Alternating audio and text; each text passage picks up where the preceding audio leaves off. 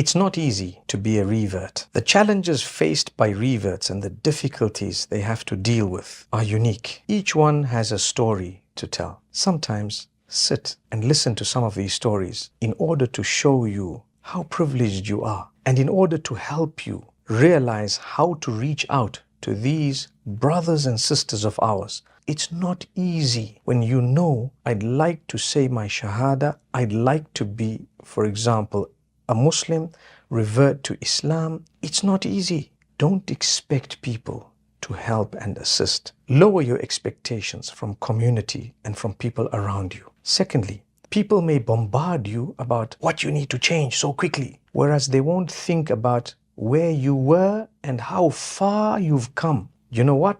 Block your ears from the noise that people are making. Otherwise, you will become disheartened, and perhaps in their excitement to see you do the right things, they don't realize your scenario, your situation, who you live with, your circumstances. Allah alone knows exactly what you're going through. So deal with this difficulty by seeking the help of Allah alone.